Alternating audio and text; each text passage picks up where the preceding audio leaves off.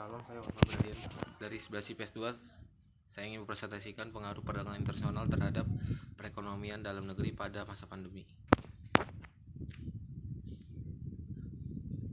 Pengertian perdagangan internasional adalah perdagangan internasional merupakan aktivitas perdagangan yang dilakukan oleh masyarakat suatu negara dengan masyarakat negara lain atas dasar kesepakatan bersama. Manfaat perdagangan internasional satu yaitu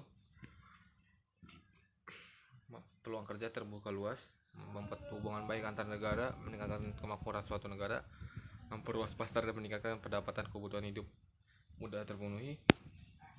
Faktor pendorong perdagangan internasional yaitu 1. Perbedaan sumber daya alam, 2. Pengamatan biaya produksi, 3. Pemenuhan kebutuhan nasional, 4. Perbedaan penguasaan teknologi, 5. Perbedaan selera. Faktor pengembangan 1. Perbedaan mata uang antar negara, 2. Tidak amannya sebuah negara, 3. Kurs mata uang asing tidak stabil, 4. Kualitas sumber daya rendah, 5. Risiko pembayaran antar negara yang besar dan sulit. Lalu penyebab pengaruhnya perdagangan internasional adalah karena sekarang ada wabah yang menyerang dunia yaitu bernama virus COVID-19 yang membuat produksi atau perdagangan di setiap negara menjadi terpengaruh.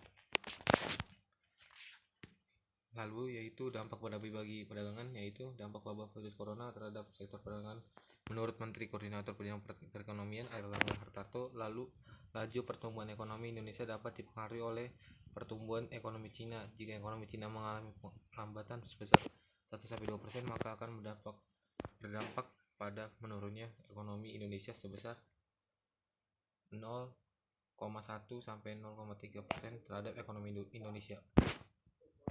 Dampak yaitu pembatasan keluar masuknya barang dari dan atau ke Cina, serta banyaknya usaha atau publik yang tutup akibat wabah virus corona membuat perekonomian Cina menjadi terganggu, sangat berpengaruh di dunia. Maka hal tersebut pasti juga akan berdampak pada perekonomian negara lain yang menjadi mitra dagangnya salah satu Indonesia.